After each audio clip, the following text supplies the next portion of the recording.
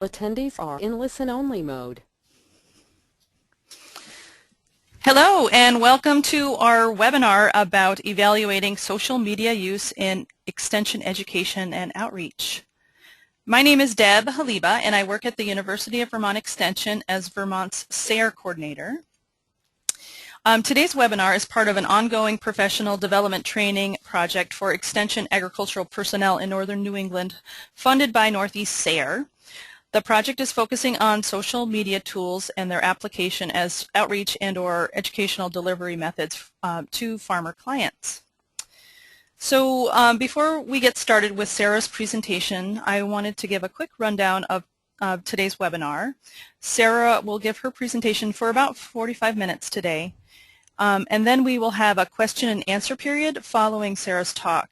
If you do have a question, you'll just want to find the question box on the control panel, which is located on the right-hand side of your screen. If you can't see the question box, you'll click the small plus sign next to the word question on your control panel to open it up, and you'll just type in your question there, and we'll answer as many questions as we have time for. And now, just to keep us moving along, it's my great pleasure to introduce Sarah Boffman as our speaker today. Sarah works at Virginia Tech and is E-Extension's Evaluation and Research Leader. And I had the privilege of meeting Sarah at the most recent National E-Extension Conference where she addressed evaluating social media. And so I'm really thankful that she agreed to address our group today. And with that short introduction, I'll turn it right over to you, Sarah. Great, thanks a bunch, Deb. I appreciate everybody coming today. I know that everybody in Extension's got a busy schedule, so hopefully that you'll find this beneficial. And as I go along and do the presentation, please feel free to type in questions as we're going, and I'll try to answer them. If I miss them, don't hesitate to type it in again.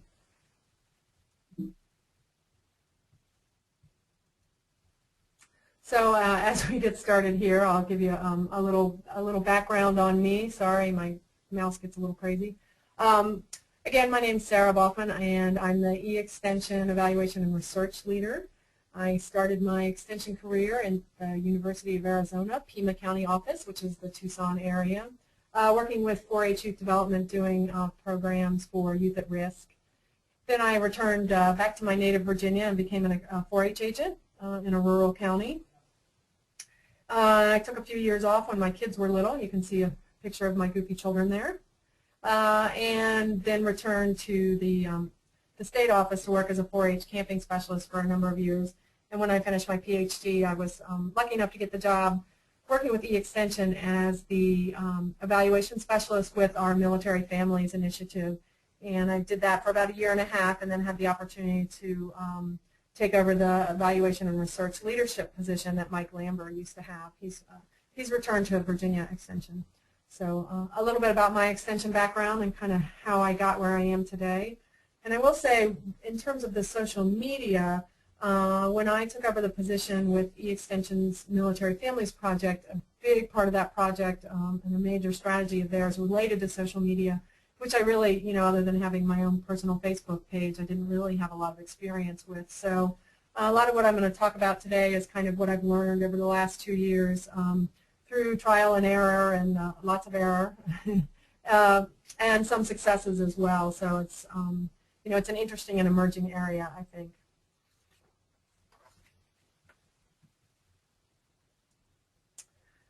So I'm going to talk with you today a little bit about social media and how you can evaluate your social media activities.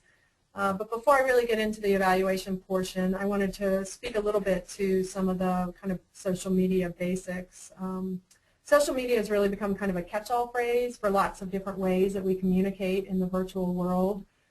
So you can really almost think of it as, sort of the modern-day telephone in the form of Google Plus or YouTube or Facebook or Tumblr or Twitter or Pinterest. I mean, there's an endless number of various social media platforms, and I'll try to touch on the major ones today. But the main thing to remember is that, first and foremost, social media, it's a tool. It's a communications tool. So you might have heard of some of these social media sites. I kind of love this graphic here that sort of helps explain what's different about Facebook versus YouTube versus Pinterest. I think it's kind of a cute and clever way. So as we're getting started here, I had a couple of poll questions that I can learn a little bit more about what tools you're already using. So I think Deborah's going to pop up the poll.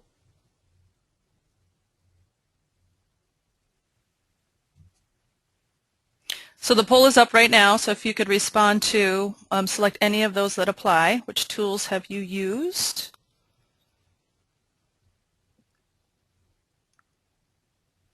Great. Now I can't seem to see what they've responded, Deborah. Okay. I have flashed it up on the screen, so maybe you can't say, but I'll just read them aloud, okay? So it's 100% Facebook, and then next in line 71% LinkedIn, 57% Twitter, and 43% YouTube. And we have one more poll question on this regard. So that's coming up right now. Sorry you can't see this, Sarah. That's okay. So, and then if you could just respond to, in which of these tools have you used? Foursquare, Pinterest, or Instagram, Google+, blogs, and none. Great. Folks are responding. Okay, and we'll just close that one. And I'll share this, but so folks say, Sarah, in order, 67% blogs, 50% Google+, 17%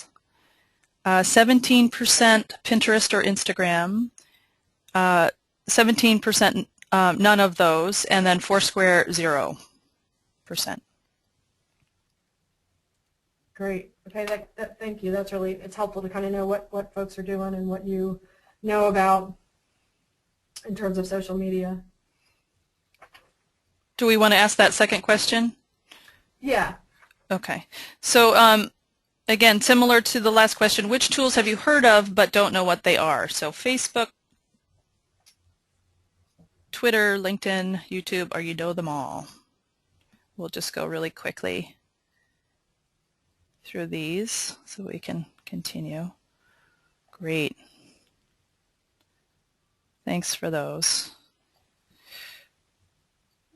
Okay, and then sharing the results. So 88% know them all. 13% say Facebook. 13% say Twitter. 13% said LinkedIn, and 13% said YouTube. And then one more here. Okay, and which of these tools have you heard of but don't know what they are? Foursquare, Pinterest or Instagram, Google+, blogs, or know them all? If you could just click on the response, and we'll share them with you all and with Sarah. Great. Almost there. Okay.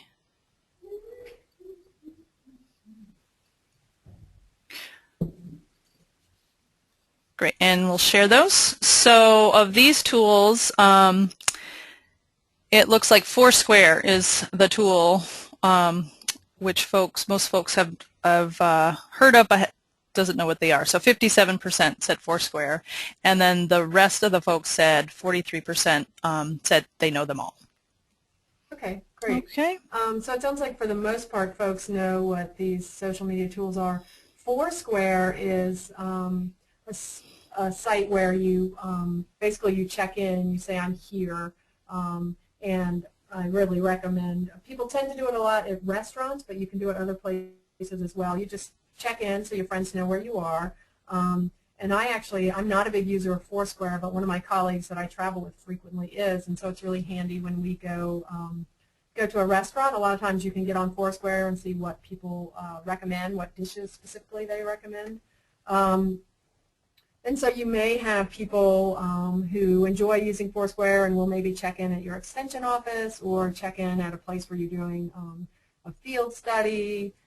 It's not something I've run across a lot in extension work, but just so you kind of understand, know what people do on Foursquare. And please don't hesitate to type in questions if they come up as we go along.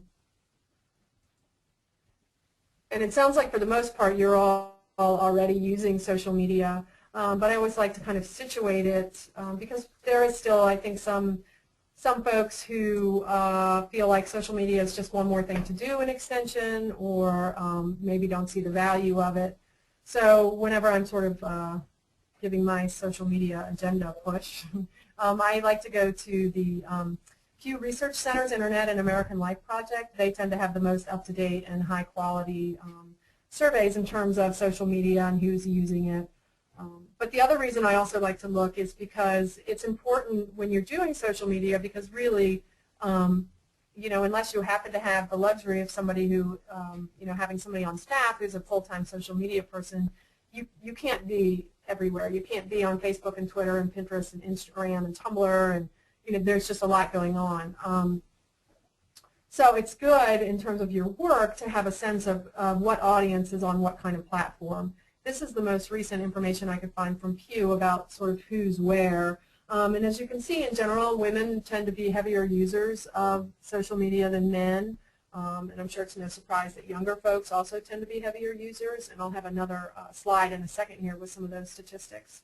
But it's also good to understand that, you know, for instance, Twitter is a great place to reach African Americans and people in urban areas.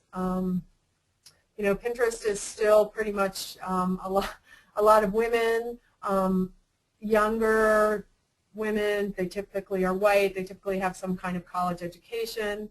Instagram is a much more diverse kind of population. Young adults, more African Americans and Latinos, also kind of urban.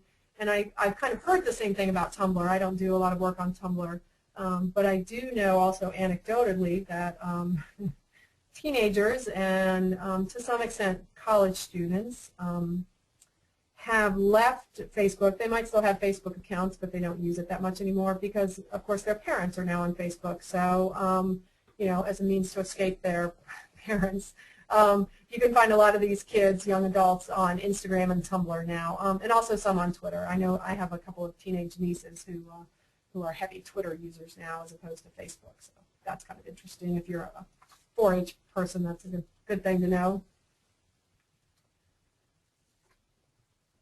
And just in case you're not yet convinced of sort of the need to be in social media, to be using it, here are some more statistics.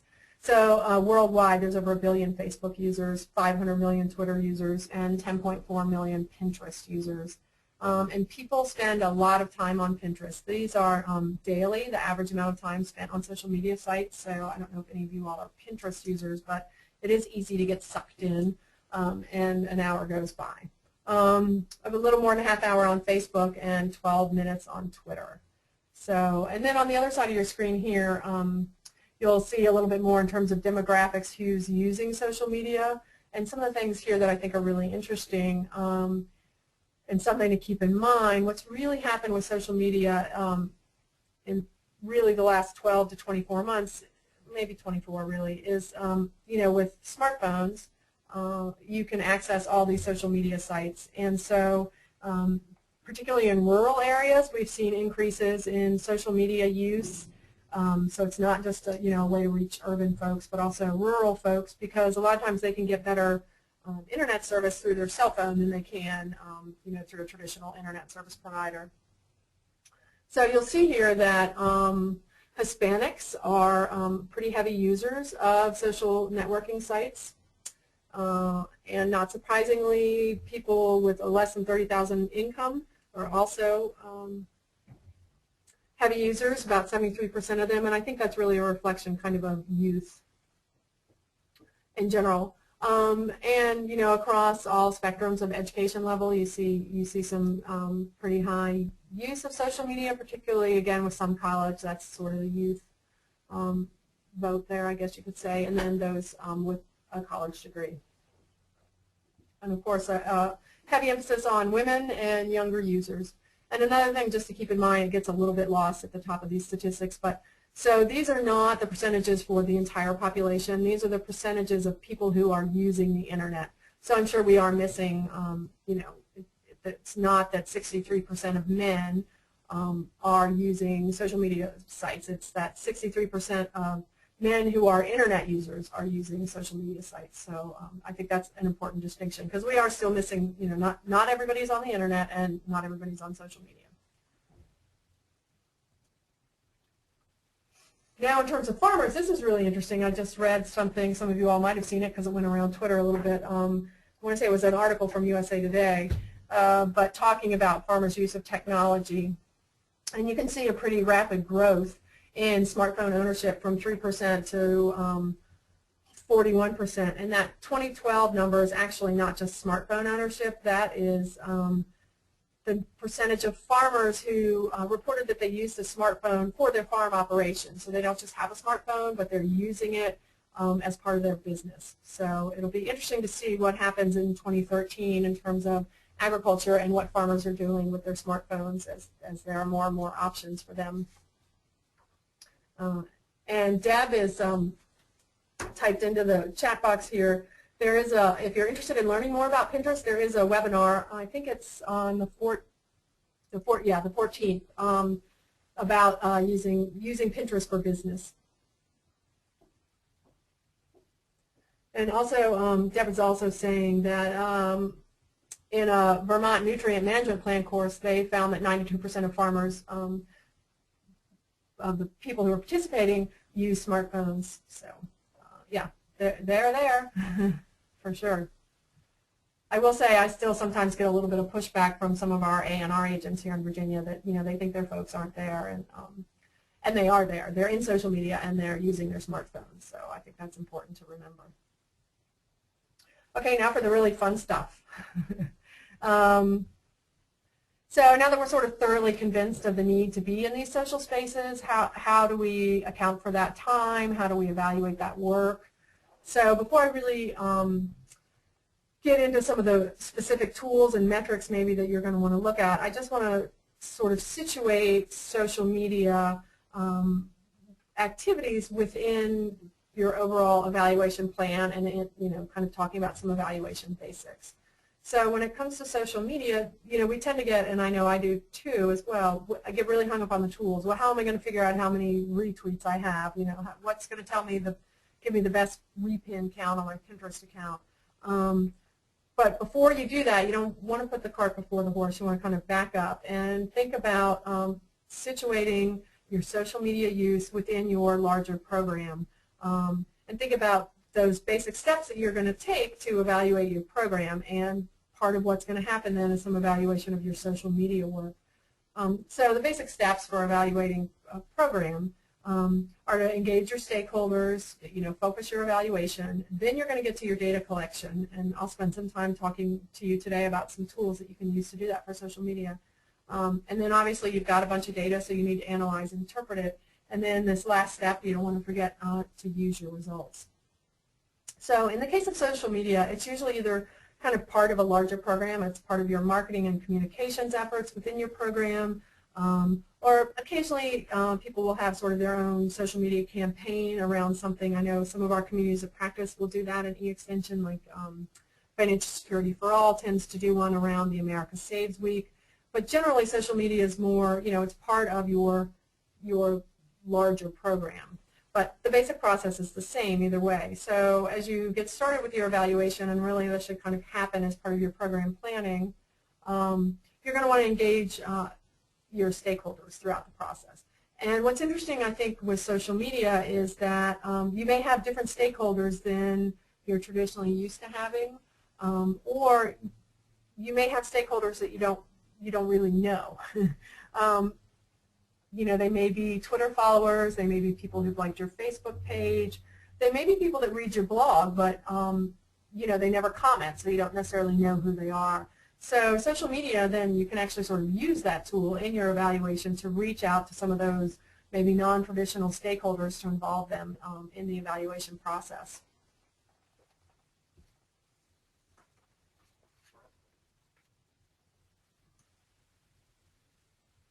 Sorry about that.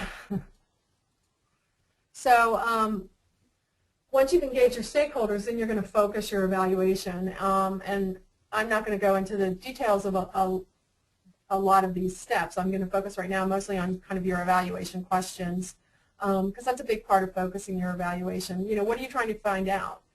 And typically in Extension, we tend to do evaluation when we have to for accountability purposes. And I would argue particularly with your social media work, if you are not evaluating what you're doing, you're probably missing the opportunity to see what's working and what's not working and really build upon your successes within social media rather than just have it be sort of accidental or hit or miss. So you really need to think about your evaluation questions and what are you trying to find out. In the case of social media, we might just be looking at that kind of one piece of a larger program. So some appropriate evaluation questions might be, how many people are we reaching consistently? Are these people engaging with us? In other words, are they conversing with us or are they just following us? Are we reaching new and different audiences, which I think is the power of social media for Extension? And how are we reaching those audiences? Are we reaching them best on Facebook? Are they then sharing our stories? All those kinds of questions are good questions to start with in terms of evaluating your social media work. And then you kind of need to think about what type of information is going to answer your questions, because there's really, I've been there certainly, there's nothing more frustrating than conducting an evaluation and realizing that you haven't really found out what you wanted to, that you don't have that kinds of useful information.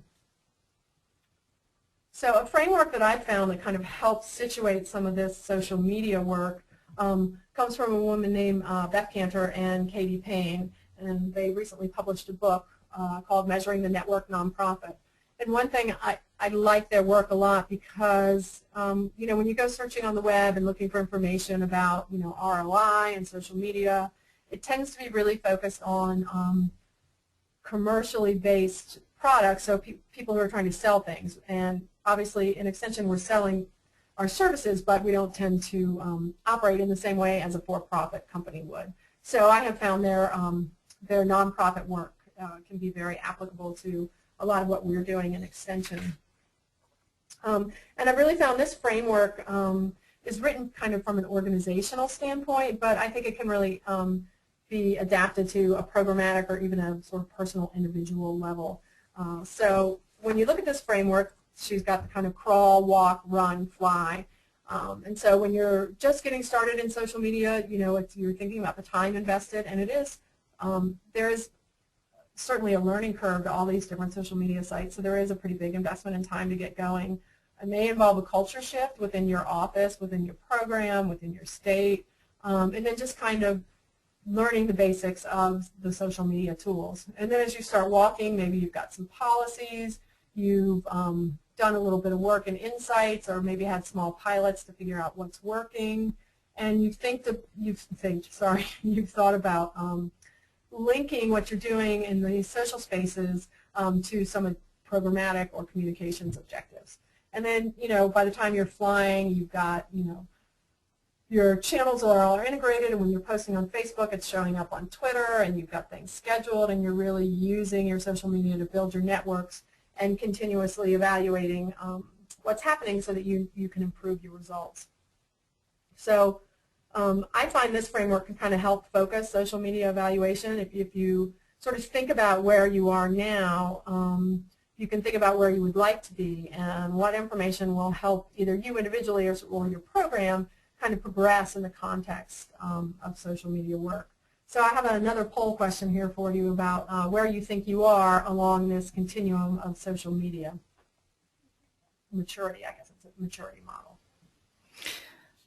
So we're just going to ask you to respond to this question. Where do you see yourself along the continuum of social media practice? You could just click on crawl, walk, run, or fly. That would be great. Looks like most folks have responded. Great. And we'll flash up the results here. So Sarah, we have 25% who are crawling, 50% walking, 25% running, and 0% flying. That's great. That's a nice bell curve there for us. So about half of you are in that walking space where you're, so you're probably already, about half of you maybe doing some, kind of trying to figure out using insights in Facebook or maybe Google Analytics or something like that, what's working for you and what's not, and given some thought at least to kind of linking the social with what your programmatic objections are. So that's fantastic. And I kind of find on any given day I might go back and forth between some of these different levels. And kudos to those of you who are running and have really engaged your influencers and your partners and are looking at best practices. And for those of you folks who are just getting started and feel like you're in a crawl, you should be really proud of yourselves for getting started, because I think that's the hardest part, is getting started and kind of embracing the social and how it, kind of figuring out what's going to work for you, what's going to work for your programs, and how you're going to incorporate that into your already busy work life. I also feel like this framework kind of helped you match some indicators to some evaluation questions. So we've engaged our stakeholders, we've focused our evaluation by identifying some questions. So now we need to think about some indicators for those evaluation questions. And I tend to really focus on, with social media, two main things: reach and engagement. So reach is, the people you're touching. It's kind of like contacts. So, you, at least here in Virginia, I know our extension agents have to, every time they talk to somebody on the phone, they have to document that they talk to somebody. That's a contact. So that's kind of the same as reach. That would be, for instance, say you have 100 followers on your Facebook page. That's a reach metric. But say 75 of those followers are commenting on your page or sharing stories or in some, taking some kind of action to engage with you in social media. Those are engagement metrics. So some of the potential indicators you could write for yourself would be kind of percentage increases for reach in terms of the different social media sites you use, or maybe you want to see increases in engagement, demographics of followers, and that depends a little bit on your what platform you're using. You can get some information from, for instance, Facebook. I think YouTube might even give you some demographic information, but if you're on Twitter, you're kind of out of luck in terms of demographics unless you want to figure that out by going through all your followers. There are different tools that can help you measure the increase or the influence of your account, and then also thinking about specific changes in behavior or action. And what I really mean there isn't so much sort of the traditional way we think about behavior change and extension, but more, perhaps one of your goals is to drive people to your, your county website or your state website. So that would be something you could easily measure, for instance, in Google Analytics, how many people are coming from Facebook to that site or from Twitter to that site. Those kinds of behaviors that you're trying to get people to adopt. And the other thing that's really critical with social media, is figuring out what kinds of data is going to help you answer your questions, determining the best way to gather that data, and hopefully some of what I'll talk about in a few minutes here will help you with that. But then it's really critical to be consistent when you're gathering your data. So figure out, a few metrics that are really going to help you, that are going to give you the information you need to know if you are, say, extending your reach. Do you have people who are following your Facebook page for your program that have never, they've never necessarily engaged with their state or local extension offices, but they're avid gardeners, and so they found really useful information on your local Master Gardener page or something like that. But you want to be really consistent. Pick the metrics you're going to follow and track, and then do that. And you need to do that probably at least on a monthly basis. And with Twitter, you've got to do it almost weekly because of the way they hold on to tweets, or rather don't hold on to tweets. All right, so now we're into the fun data collection phase. And this is a framework from Katie Payne, where she kind of breaks it out into different types of tools. So depending on what you want to measure, that will kind of help you pick your tools. So if you're interested in sentiment, which is kind of how people feel about you, then you're going to look at some content analysis tools. And that's typically not something we do a lot of in extension, but it could be interesting, I think. There's the sort of more traditional survey research tools, which most of you are probably familiar with. because we do a lot of this in Extension, measuring and talking about changing attitudes or perceptions or behaviors.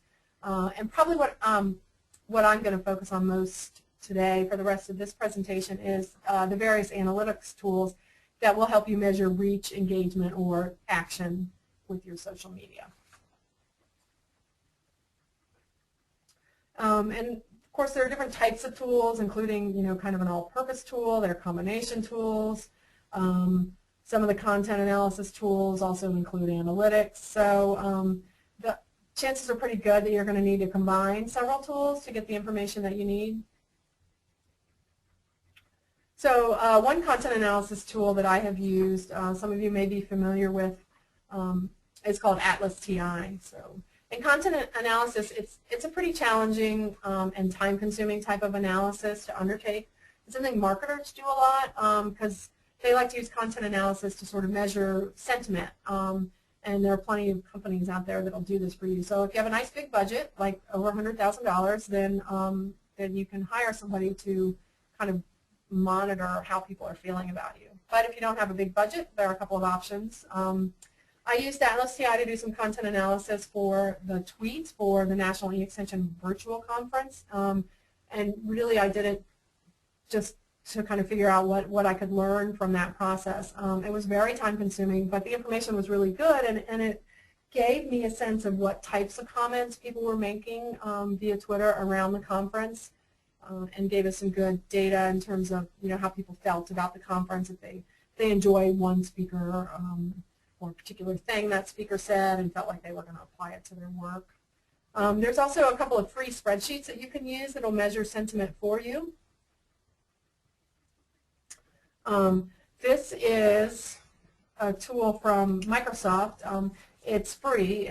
It's called Analytics for Twitter. So if you go to the Microsoft Office web page, it's called an add-on, and you can download this to work in the Excel spreadsheet. So it has a tone feature, and this is a screenshot of a query I ran actually for American Airlines around last October for the E-Extension conference, because there were some interesting things going on with American Airlines and people were mad at them. So I thought I might get some interesting positive versus negative tweets. Generally for Extension, I don't think we're going to spend a lot of time around sentiment, but you could, particularly I think in agriculture, because some of the controversies around various topics in agriculture. So one thing to consider with this tool is you'll see at the top there it talks about positive tweets and negative tweets. So they do that by keywords. So you may want to go in and look at what kinds of things they see as positive and what they see as negative, and you can tweak those and change them to match your programs.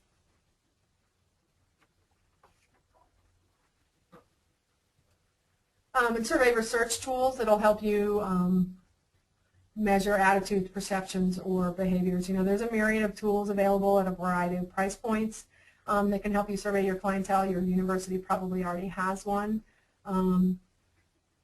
There's SurveyMonkey. In E-Extension, we have an instant survey account that anybody within a community of practice can use. Qualtrics is a big up-and-coming one. I know some universities have gone over to that, and we actually are looking at going over to that in E-Extension. Zoomerang, and those are all paid types of, well, you can get a free SurveyMonkey account, but it kind of depends on how you're doing. If you are doing things that need IRB approval, typically you're going to have the paid account for the secure links. But another nice free tool that's pretty easy and simple to use is Google Forms. So if you've ever used Google Docs, Google Forms is pretty similar. And you can, it's a great way to just, particularly if you're just doing kind of short surveys, it's nice, free, easy. Users generally find it pretty simple to use, and then it shows up in your Google Docs as a Google spreadsheet. Now, the thing about all these tools is they sort of assume that you know who your clients are and how to reach them, which when you're talking about social media is sometimes a problem.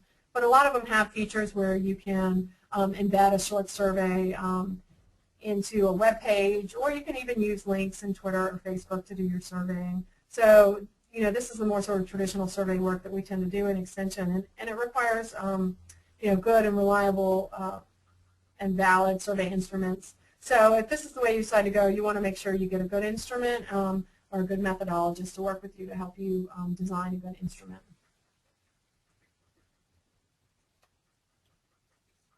Now I'm going to talk more about analytics tools, and I'm sure many of you are familiar with Google Analytics, so I'm not going to go into great depth with Google Analytics other than to say that it's probably your best, sort of most versatile tool for figuring out what's happening with your web pages, whether those are blog pages or more static web pages. You know, it's free, it's relatively easy to use, and you can really learn quite a bit about your audience and their behavior once they've reached you. And since it was updated about a year ago, you can also get real-time analytics and a better sense of social engagement. So if one of the goals of your social media efforts is to drive people to information or resources on a website, then this is an invaluable tool to help you figure out if that's happening. There's Google Analytics add-ins that can be added to your WordPress site. So if you're a blogger and you use WordPress, whoever handles your sort of behind-the-scenes web issues can put that add-in on there for you, so you can get more information from your blog pages. And as most of you are probably aware, I think almost all of you were Facebook users, then Facebook has a built-in analytics tool that's really quite useful. So this is a screenshot of the front page of Insights, and it kind of gives you a snapshot of activity so you can see general trends. So when you're looking at the graphs, this first graph here, the blue line is your weekly total reach, and the green line is how many people are talking about you. And what that means is they're maybe mentioning you on their Facebook page, or they're sharing stories about you, or they've shared a story that you posted on your page, and maybe they shared that story on their own personal page. But when I look at these graphs, I always try to look at peaks and valleys. So it's a good way to kind of figure out not only what's working, but what's not working. So I really try to figure out what caused peaks, because that's going to tell you what's working. Like something was going on here. This is from the e-extension, the National Master Gardener webpage. So you know, something happened in here sometime around March 7th that people, you know, that managed to reach more people. So it looks to me like, based on the size of the circles, they had a couple of posts that day. Because when you look at it, they saw a slight increase in people talking about it, but it wasn't like something really went wow viral. And then if you look back a little bit, you can see sometime probably around the 24th or 25th of February, they kind of took a big dip. So it may be, you know, maybe something as simple as that was a weekend or a holiday. But take the time when you first open up your Insights to kind of look at your look at these initial graphs and see it gives you kind of a good snapshot of what's going on. And it really, I mean, we could spend hours talking about Facebook Insights. So I'm just going to spend a few minutes going over some of the features and how you can use them. So along the top row, you'll see this graph is on the overview, and then you can see likes, reach, and talking about this. And it's really useful to go into each one of these tabs and explore, first of all, to figure out what kind of information you can get out of Insights. And really learn more about your audience. You can learn about how people are coming to you. You know, are they on mobile? There's some great information that you can come up with out of reach.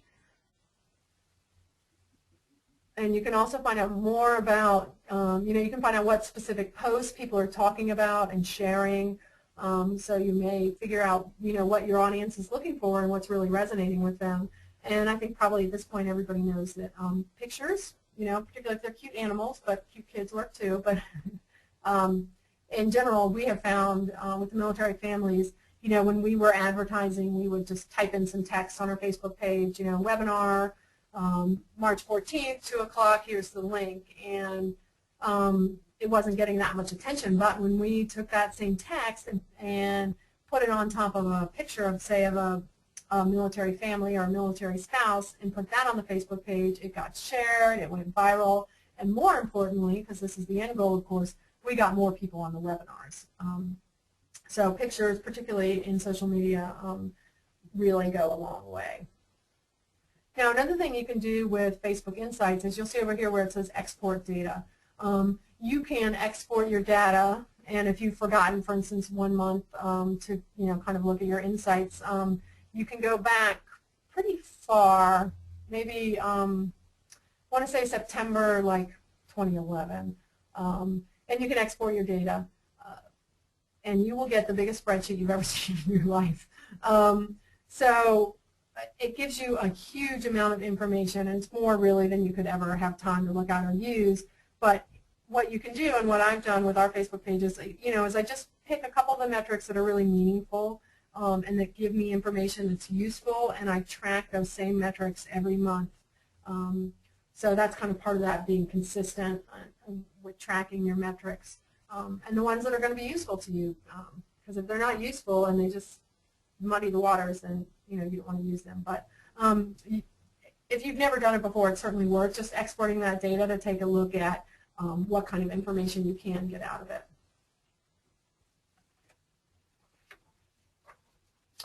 Another social media site that there's a fair amount of extension activity on is YouTube. YouTube also has a built-in insights feature, and I will say up front that I don't actually manage any of our YouTube pages, so people tend to give me this information, so I know it's available, but I haven't myself spent a lot of time in it. But obviously you can get the number of views, you can get traffic sources, so where people are coming from to get to your YouTube page. You can get some demographic information.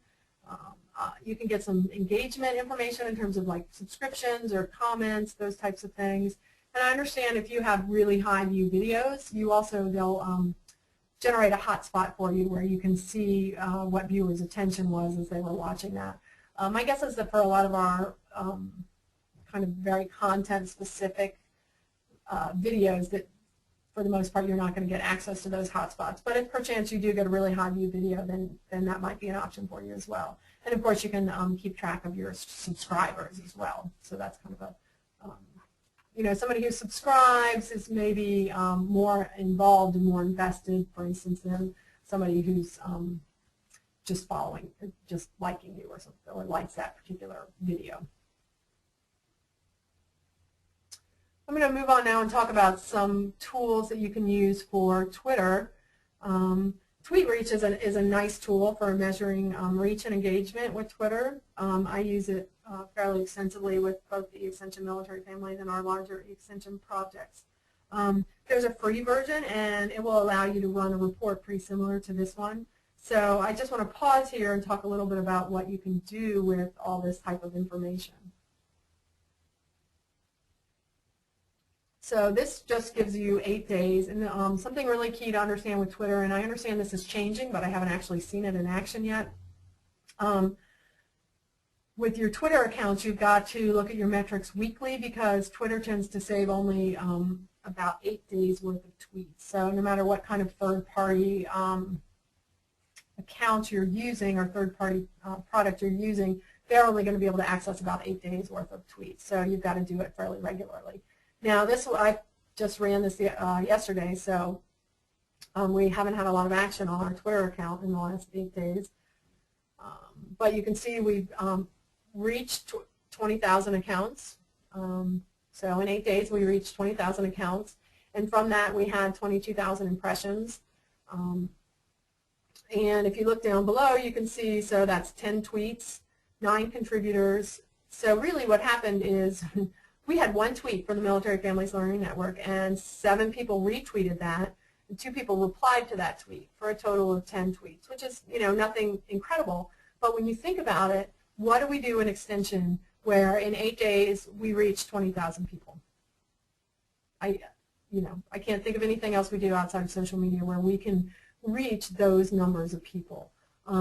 Now, it's debatable how much impact reach has, but if nothing else, those people then have heard of the Military Family Learning Network, and maybe then they're interested in more information and they follow us, or go in and look at us, those kinds of things.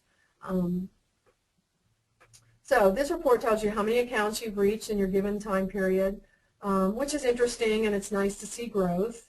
But taking a deeper look, what does it really mean? So for this particular report, we've learned that in the 8 days we've reached more than 20,000 accounts with an exposure of 22,000 accounts with 1 tweet essentially that was retweeted 7 times. So kind of beyond, that's good information you might be able to use kind of from a reporting or accountability standpoint. It is worth me spending, say, 20 minutes or 30 minutes a day on Twitter because this is the kind of reach that I'm getting. But from a more evaluative standpoint, if we had more tweets here, we could analyze those tweets and get a sense of what's working and what kind of content people are really interested in. It is useful to track your reach and exposure over time because hopefully you're seeing growth. And every once in a while you'll see a tweet maybe that gets picked up from somebody who has a lot of influence and a lot of followers, and your numbers will just go through the roof, which is great to see. But then you want to kind of follow up with that and see if that kind of big activity is resulting in, say, more followers for you, or more people in your webinars, or whatever the purpose is behind your social media activity. So ultimately, what you really like to do is to be able to track your Twitter activity back to your specific programmatic goals and really see that it's contributing to those goals. I will say for me personally, so I have a personal, well, it's professional really, Twitter account, and the biggest benefit to me as an individual has just been the number of people that I connect with in cooperative extension or in evaluation or in a couple other kind of specific content areas that I probably never would have, I wouldn't have met necessarily at a conference, and so that relationship building and networking is really powerful. And you can do that from a, from a programmatic standpoint as well. All right, Pinterest. So I recently started playing with a tool called PinReach. It's free, just kind of to help determine what pins are working well for me. Now, I will say the way I set up my Pinterest account has made this a little bit problematic, but I can get a general sense of what pins are popular, and I can have some metrics for not only for reporting, but also to get a sense of kind of repins and followers and the popularity of certain boards. And you can see here, so my Pinterest account is kind of a mix of the personal and professional. So my most popular pins were, I think that's a picture of oatmeal there, some oatmeal recipe that I pinned. And I was working on my kitchen, so I had a lot of kitchen-related things. But what I was really looking for is this one that has had 6 repins. We do have a, I manage a Military Families Learning Network board on my personal Pinterest page. And so that's what I was looking for, was to really see if those pins are being picked up and repinned, and hopefully ultimately what they're doing is driving more people to our resources. Now, I will say that in the last 12 months, this is probably the 3rd Pinterest analytics tool that I've tried. And the other 2, one of them went to a paid version, and the other one was bought out, and it's now kind of defunct. So most recently, this is what I found to be helpful. And if you look up at the top, this is just one tab which tells about the most popular pins. They give you some basic analytics, but it's nothing that you couldn't get from your Pinterest page. Give you a little bit more information about your boards and the number of followers per board and things like that. And then it says influential followers, and I apparently don't have any influential followers, and I don't think I'm probably that influential. I don't spend that much time on Pinterest. And then over on the right, you'll see, so that's my Pinterest account, how many total pins I have, repins, likes, liked. And I think that's the difference between boards and pins, but I'm not entirely positive about that. How many people I'm following, how many people follow me, what kind of comments, and then the total number of boards. And one thing about Pinterest that's nice now, like this Military Families board that I originally started, after I started it, Pinterest changed so that you could have more than one person contributing to a board. So there are a couple of us in Military Families who continually, add our, whenever we do a webinar or a blog post or something like that, we always put it on Pinterest.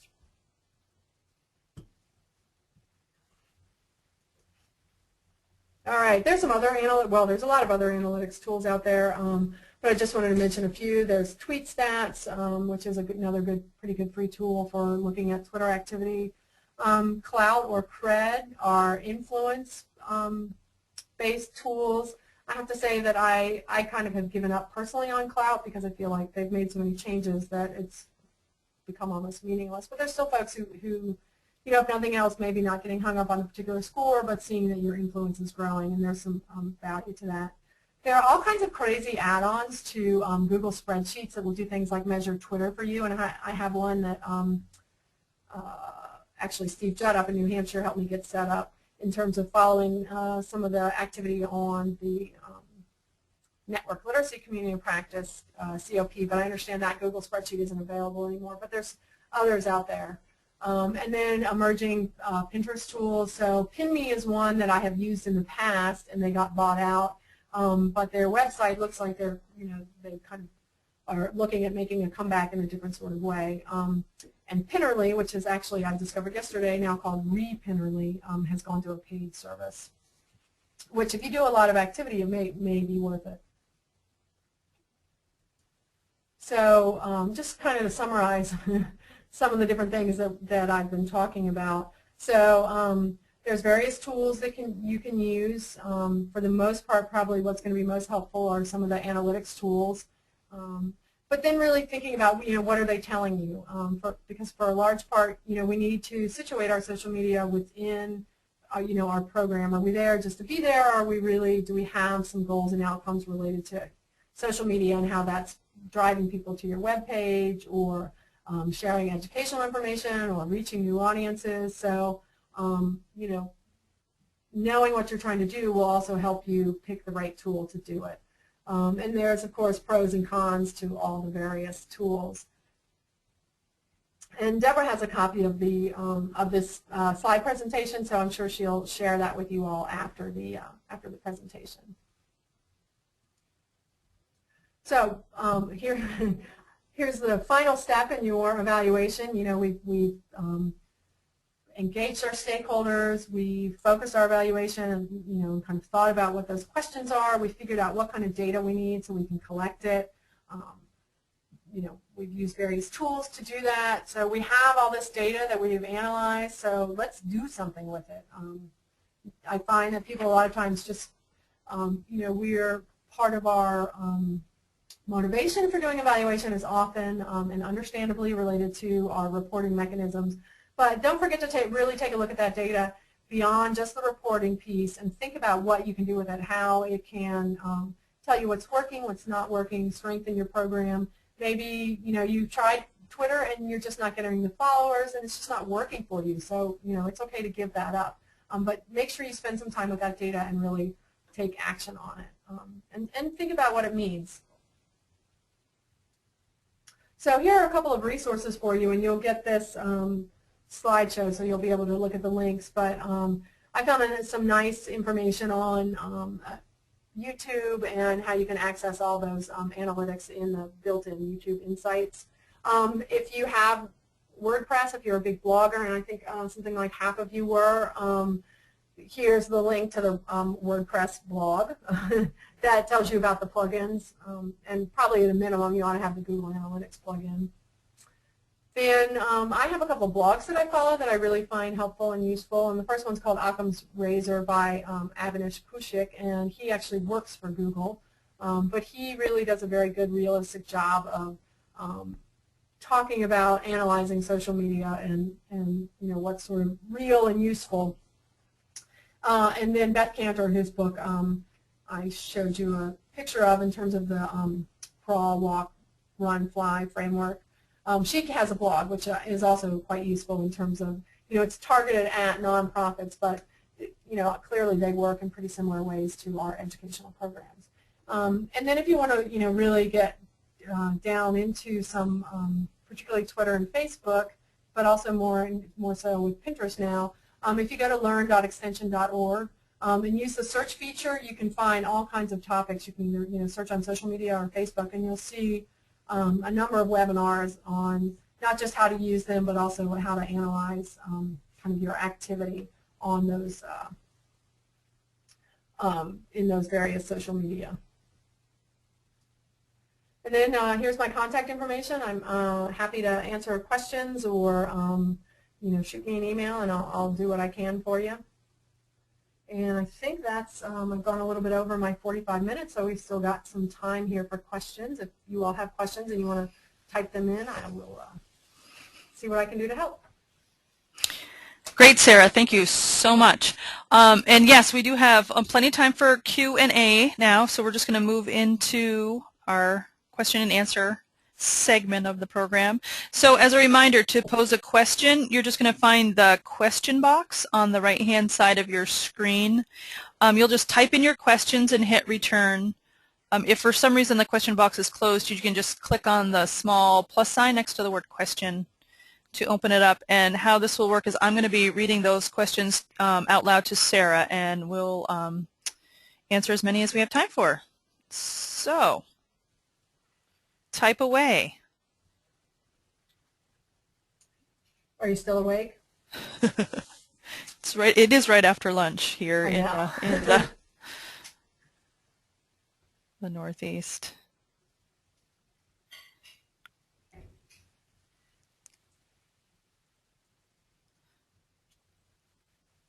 Any questions for Sarah? Sometimes it takes just a couple of seconds to get those typed in.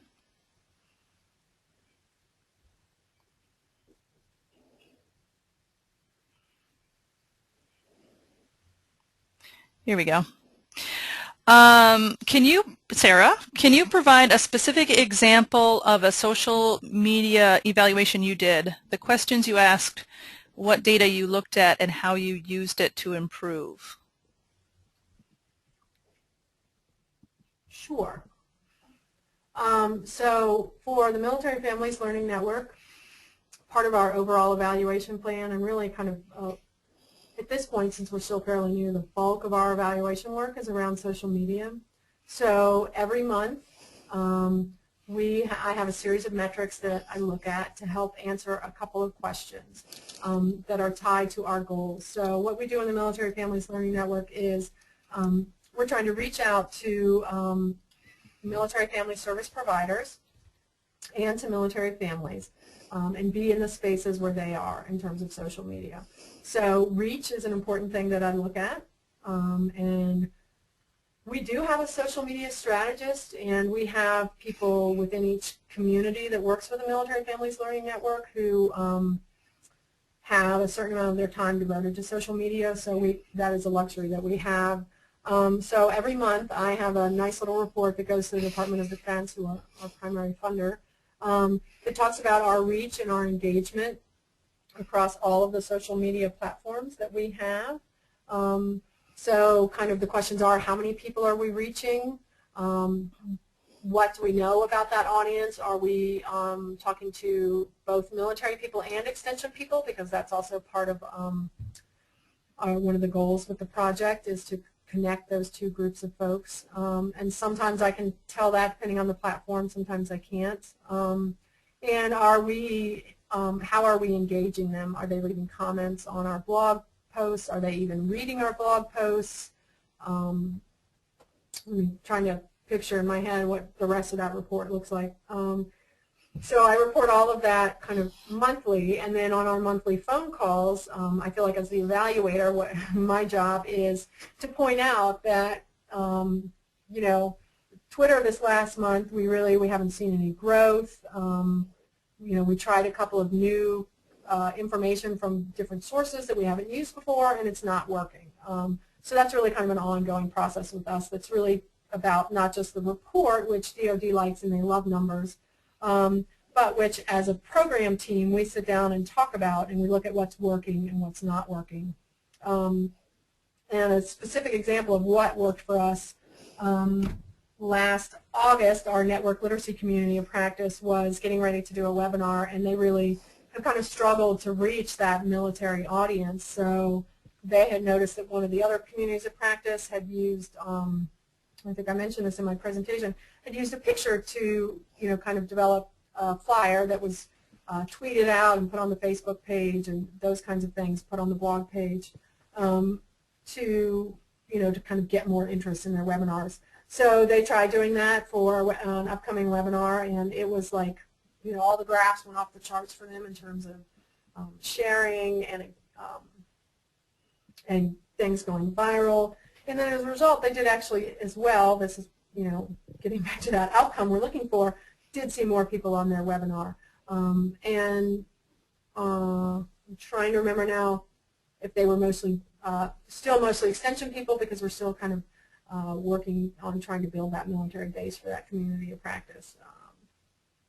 But that was a great example of how collecting those metrics helped one COP realize the success they were having with this particular type of promotion. Another COP adopted it, and it worked really well for them as well. And so we've kind of all adopted that approach now. And that works nicely because it goes on the Pinterest page, and those are the ones that tend to get repinned. Yeah, I'd agree. I have a Twitter site myself, or Twitter feed, and even though I've seen my reach, the number of followers increase over time, my engagement is still pretty low, but I definitely have seen a difference when you include that photo. So that's something that, you know, I'm doing in terms of changing my social media behavior. It really works. Those baby humans, baby animals. Yeah. Resonate. Okay, so we have a question from Doug who says, thanks, Sarah, for the great presentation. Are you available to work with us at UMaine Extension if needed as we explore effective and efficient ways to evaluate select social media initiatives? I can certainly try, Doug, for sure. Pop me an email or give me a phone call, and we can talk about what you need and how I might be able to help. Great. Other questions from folks? Okay, so we know we can get more engagement by posting cute pictures of babies and puppies, but is that really engaging folks in our true content area? Right. So that's the question. Mm-hmm. Yeah. So I mean, that then is what you want to be able to do, and sort of the power of picking those metrics and really following them. So you know, obviously most of us don't have content around, you know, cute baby animals. Some of us might. So if there's any way you can sneak a cute baby animal in there, do it. But no, seriously. So what you want to do then is look at with your audience what, you know, what kind of works, what goes viral. So you know, it may not be cute baby animals, but it might be pictures of flowers or pictures of weeds, or you know, for a couple of our COPs. Trying to think of different kinds of, you know, really anything visual helps a lot. Mm-hmm. But then what you want to look at is, okay, so you've got, you know, 50 people to share this picture from your Facebook page. You know, what was the purpose of that post? Was it about, you know, advertising a webinar? Was it about driving people to, say, some publications on your website? So you've got to kind of track it all the way through and see if, as a result of getting those 50 shares of that cute kitten picture, you really did get, you know, higher engagement from that point on, or was it just that one kind of bump up that you got? So that's where, you know, tracking those metrics consistently over time will help you figure that out. And it's going to be different for different audiences. Yeah, and I don't program in babies or puppies, but I've started to include, you know, we all have, as extension folks, I think we have a huge supply of photos. So I've just been trying to select one photo for each post, and it does seem to be working. So it can be content centric. Yeah, yeah. Sarah, I'm curious about Twitter, and if you've had much experience with like Crowd Booster or 20 Feet or any of the other those programs. You mentioned Tweet Stats and Clout. Yeah. Have you tried Crowd Booster or 20 Feet? I haven't tried them. Mm-hmm. I have a TweetReach subscription that I've been pretty happy with, so I don't know if there's anybody else on who can type in the question box, can type that in for you, but I haven't had a lot of experience with those. I'm sorry. That's okay. Any other questions?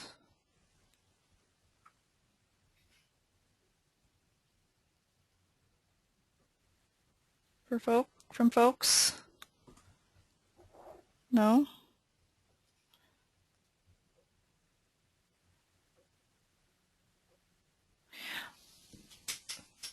Searle says, thanks, Sarah. Good information. You're welcome, Sorrel.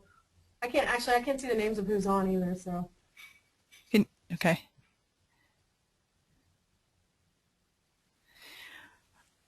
Any other questions?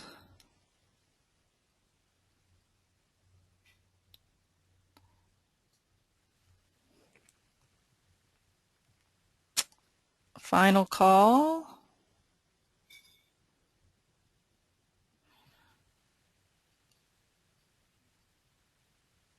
Okay. So I think if there are no more questions, we will just pausing in case there's one final question that pops up. This is your chance, folks. Okay. Anyway, so I don't think there's any more questions, Sarah. So thank you so much for joining us today. My pleasure. Thanks for having me. I really appreciate it. So as Sarah said, I do have a PDF of Sarah's slides, so you will receive an email with a link to those slides in the email. And also in the spirit of evaluation, in that email you'll also have a link to a very short survey on this webinar. So thanks again, Sarah, and thank you all for joining us today. Thanks, Deborah.